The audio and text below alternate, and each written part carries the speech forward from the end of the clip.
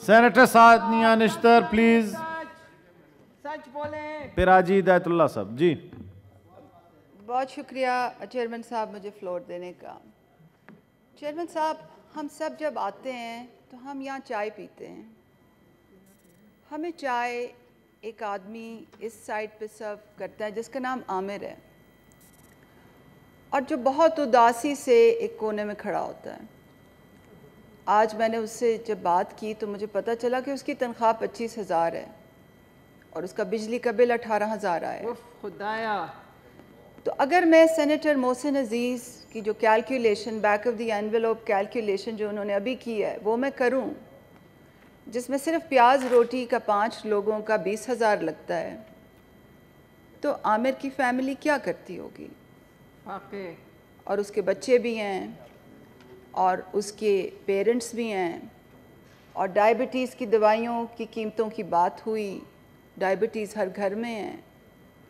Chairman صاحب، ہم inflation economy کو نمبرز کے کانٹیکسٹ میں لیتے ہیں. ہم بہت دور ہو گئے ہیں لوگوں کی سفرنگ سے. جو سفید پوش آدمی ہیں، جو کلرک ہے، جو گھر 40,000 لے جاتا ہے، جو فیکٹری ورکر ہے جس کی تنخواہ 70,000 ہے، جو سفید پوش کسی ریسٹورانٹ میں کام کرتا ہے، ہم بہت دور ہو گئے ایسے لوگوں کی مشکلات سے. انفلیشن پاکستان میں جتنی آج ہے اتنی کبھی بھی نہیں تھی، اور یہ میرے سارے کالیگز اس پر بات کر چکے ہیں. مگر خالی انفلیشن ہی نہیں، پاکستان کے اکنامک انڈیکیٹرز جتنے آج برے ہیں، غالباً ہماری ہسٹری میں کبھی ایسے نہیں رہے. شیم. آپ ڈالر کو دیکھ لیں، آپ ریزروز دیکھ لیں. ہمارے ریزروز لارجلی اس وقت ڈپازٹس پہ بیسڈ ہیں، اور یہ کتنا پریکیریس ہے یہ اکانومسٹس مجھ سے بہتر جانتے ہیں. آپ ان امپلائمنٹ ریٹ دیکھ لیں، آپ فلائٹ آف کیپٹل دیکھ لیں، آپ جی ڈی پی کی ویلیو دیکھ لیں، آپ ڈفرینٹ قسم کی ڈیفیسٹس دیکھ لیں، آپ ہمارے بانڈ ویلیو دیکھ لیں جو اتنی پلمٹ کبھی نہیں کی تھی. تو ایک جو چیز، if there is one thought I'd like to leave you with، وہ یہ ہے کہ سیاسی عدم استحکام میں دنیا کی کوئی اکانومی ٹھیک نہیں ہو سکتی، اور اس سیاسی عدم استحکام میں کوئی آپ کو جینیس بھی لے آئیں، کوئی آپ نوبیل پرائز ونر بھی لے آئیں، وہ اس اکانومی کو ٹھیک نہیں کر سکے گا. اور اگر ہم یہ انسسٹ کرتے رہیں کہ الیکشن اپنے ٹائم پہ ہوگا، تو کیا ہماری یہ اکانومی اس نقصان کی متحمل ہو سکتی ہے؟ اس کا جواب میں ٹریجری بینچز پہ ہی چھوڑ دوں گی کہ وہ بالکل ڈسپیشنیٹلی اس بات کا جواب دیں. چیئرمین صاحب، میں انڈیکیٹرز پہ بات نہیں کروں گی. میں یہ اس چیز پہ بات نہیں کروں گی کہ ہماری گورنمنٹ نے کیا کیا اور اب کیا ہو رہا ہے، کیونکہ میرے کولیگز مجھ سے بہتر طور پر اس پر تبصرہ کر چکے ہیں. میں بات اس چیز پہ کرنا چاہتی ہوں کہ ایسا ہے کیوں. میں فزیشین ہوں بائی ٹریننگ، تو ہر چیز میں ڈاکٹری لینس سے بھی دیکھتی ہوں. جب کسی کو بخار ہوتا ہے تو آپ خالی بخار کو پیناڈول سے نہیں ٹریٹ کرتے، آپ دیکھتے ہیں کہ پرابلم کیا ہے. کیا اس کو کینسر ہے، اس کو انفیکشن ہے تو کس جگہ کی انفیکشن ہے، کون سی اینٹی بائیوٹک استعمال ہوگا. آپ کاز کو ڈھونڈتے ہیں، اور ہمیں چیئرمین صاحب کاز دیکھنی چاہیے کہ ہمارے ملک میں یہ کیوں ہو رہا ہے. بار بار یہ کرائسیز. 5 چیزوں پہ بہت مختصراً میں بات کرنا چاہتی ہوں. سب سے پہلے تو یہ کہ ہمارے ملک میں اکاؤنٹیبلٹی نام کی کوئی چیز نہیں ہے، اور اکاؤنٹیبلٹی سے میرا مراد پولیٹیکل وکٹمائزیشن اور پولیٹیکل وینڈیٹاز اور نیب کے دائرہ کار میں جو کچھ ہوتا ہے وہ نہیں ہے. اکاؤنٹیبلٹی کا یہ مطلب ہے کہ ایک پالیٹی میں، ایک نیشنل پالیٹی میں کلیئر پالیسی ڈائریکشن ہو، اس کے گولز ہوں، اس کے انڈیکیٹرز ہوں، اس کے ٹارگٹس ہوں، اس کی کلیئر رسپانسبلٹیز ہوں، اور پھر آپ کسی کو جواب دہ ٹھہرائیں کہ جی آپ نے کیا کیا ہے. مگر اس قسم کی ہمارے ملک میں کوئی بھی چیز نہیں ہے. ابھی سینیٹر شوکت ترین نے کہا کہ جو سائیکل تھا جہاں پہ روپی میسیولی انڈر ویلیو ہوا تھا، اس کی وجہ سے جو ہماری ایکسپورٹس کو نقصان ہوا اس کی وجہ سے جو امپورٹس بڑھے، اس کی وجہ سے جو ڈیفیسٹس ایکسینچویٹ ہوئے، اس کی کوئی اکاؤنٹیبلٹی یا جواب دہی نہیں ہے۔ پاکستان میں فسکل رسپانسبلٹی اور ڈیٹ لمیٹیشن ایکٹ ہے، بارہا اس کو وائلیٹ کیا گیا، بارہا ہم نے لونز لیے in a very untransparent way، ان کو unproductive پروجیکٹس پہ لگایا، کوئی جواب دہی اس کی نہیں ہے۔ آپ ہر سرکولر ڈیٹ کو کھول کے دیکھ لیں، آپ انرجی پالیسی کو کھول کے دیکھ لیں، آپ پیٹرولیم پالیسی کو کھول کے دیکھ لیں، اور آپ بہت سی فارن پالیسیز کو بھی کھول کے دیکھ لیں، کسی کی بھی جواب دہی نہیں ہے۔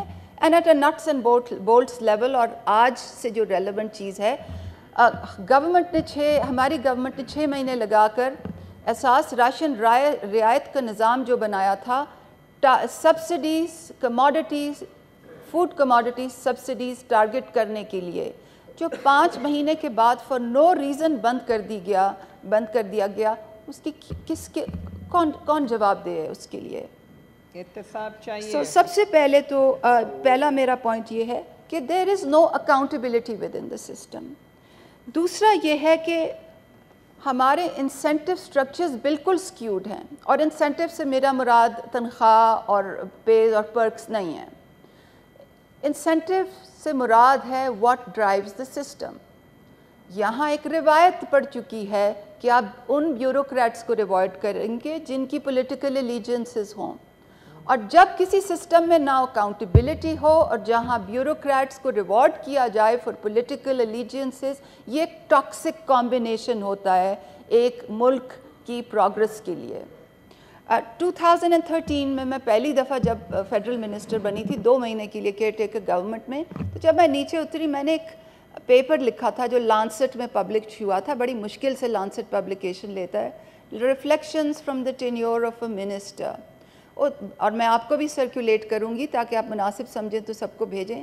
اس کا کرکس یہ تھا کہ government focuses on every thing accept the things that matter for its performance.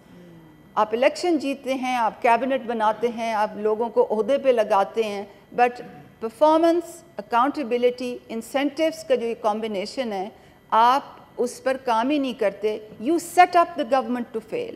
سو دوسری میرا پوائنٹ یہ ہے۔ تیسرا میرا پوائنٹ یہ ہے چیئرمین صاحب 5 کہ ہم نے انسٹیٹیوشنل پروسیسز کو بالکل مسمار کر دیا ہے، تباہ کر دیا ہے، مسمار کر دیا ہے، اور اس کی ایک السٹریشن ہم نے ابھی وہ دیکھی ہے جب پرائم منسٹر نے یہ کہا کہ اگر ہمارے ملک کو ڈیٹ ریلیف نہ ملا تو I don't know exactly what he said, but he said کہ ہم بالکل تباہ ہو جائیں گے، it will be a crisis if we do not get debt relief. Look what it did to the bond value. Look what it did to the bond value. The bond value crashed. اب ان کو اگر ہمارا system function کر رہا ہوتا، یا اگر decision makers system کو ویلیو کرتے، تو I would have assumed کہ ان کو پراپرلی بریف کیا جاتا کہ آپ نے کمرشل ڈیٹ اور بانڈز اور سکوک کو ڈفرینشیٹ کرنا ہے from Paris Club and the rest of the bilateral debt, مگر ایسا نہیں ہوا۔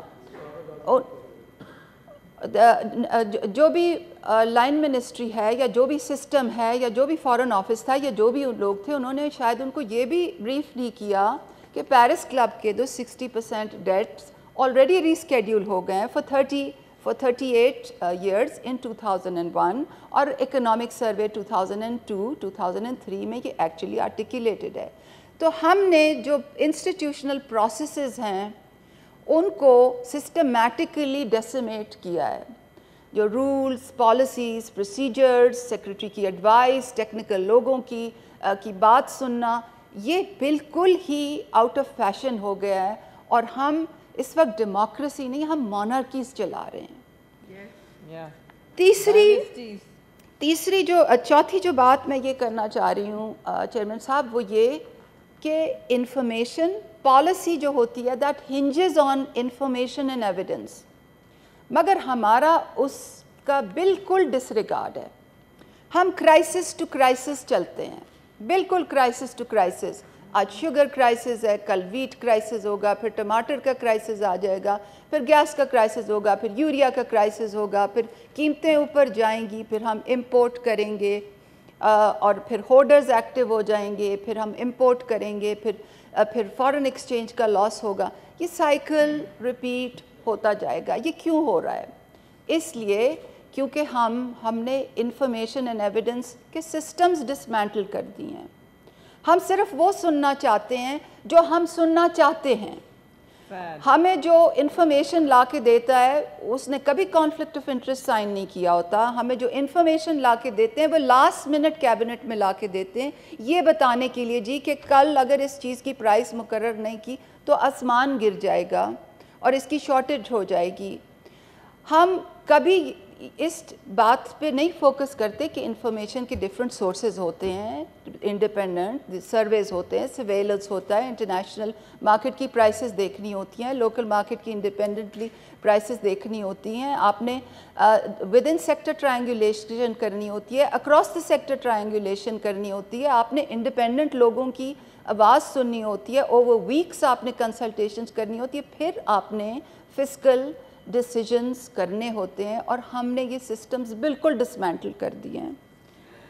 اور پانچویں اور آخری میری بات یہ ہے کہ ہم پالیٹکس کو بالکل ایک کوئی سمجھتے ہیں کہ پالیٹکس ایک پاور سٹرگل ہے. چیئرمین صاحب 13 جماعتیں اس وقت کیبنٹ میں بیٹھی ہوئی ہیں. 13 جماعتیں کیبنٹ میں بیٹھی ہوئی ہیں. وہ نیب پہ تو کنسنسس کر سکتی ہیں. کیا وہ اس چیز پہ کنسنسس نہیں کر سکتی کہ ڈیٹا انالیٹکس استعمال کر کے جو ٹیکس ایویڈرز ہیں ان کو نوٹس بھیجا جائے اور اپنا ریونیو ڈیفیسٹ پورا کیا جائے؟ کیا وہ ان ٹیکس سیکٹرز کو ٹیکس کرنے کا ڈیسیجن نہیں کر سکتے؟ کیا وہ منیمم ویج پر سے سٹے آرڈر ختم نہیں کر سکتے؟ 13 کیا وہ ہر سیکٹر میں ہمیں کراس پارٹی کنسنسس کی ضرورت رہی ہے پچھلے 70 سالوں سے، چاہے وہ ایجوکیشن ریفارم ہو، ہیلتھ ریفارم ہو، انرجی ریفارم ہو، واٹر ریفارم ہو. اور ہر دفعہ جو ریفارم مائنڈڈ لوگ جب پیپر لکھتے ہیں تو ان کا پہلا اوپننگ پیراگراف یہ ہوتا ہے کہ ہمیں پالیسی کنسسٹنسی چاہیے، کیونکہ ایک گورنمنٹ ایک چیز کرتی ہے، دوسری گورنمنٹ اس کو ہٹاتی ہے، تیسری گورنمنٹ تیسری چیز کرتی ہے. تو 13 جماعتیں جو یہ کیبنٹ میں بیٹھی ہوئی ہیں، کیا یہ صرف نیب لاز کی ترامیم کے لیے آئی تھیں؟ I asked them, this is your only chance to get policy consistency. انہوں نے کیوں نہیں کیا؟ تو آخر میں یہ کہنا چاہتی ہوں چیئرمین صاحب کہ ہم پھر کرائسس ٹو کرائسس لرچ کریں گے اور آپ اور ہم اس ایوان میں بیٹھ کر اگلے سال اور اس سے اگلے سال اور اس سے اگلے سال یہی باتیں کریں گے.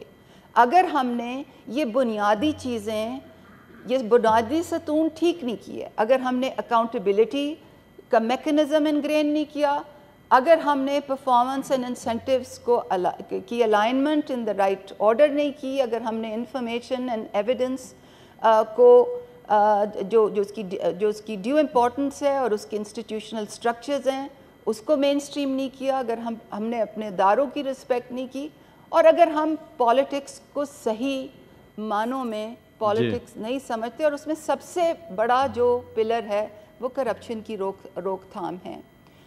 It augurs no confidence in the people. It augurs no confidence in the people, chairman صاحب، کہ جو کیبنٹ 3/4 آف دا کیبنٹ جو ہے اس کے اوپر کیسز ہیں. It augurs no confidence in the system. تو اور اینڈ میں یہ کہنا چاہتی ہوں کہ سب کو یہ سمجھنا چاہیے کہ آج آپ افلاطون کو بھی لے آئیں، آپ کسی نوبیل پرائز ونر کو بھی لے آئیں، یہ جو سیاسی عدم استحکام ہے اس کے ہوتے ہوئے کوئی بھی کسی بھی ملک کی اکانومی ٹھیک نہیں ہو سکتی، اور ہماری بھی نہیں ہوگی.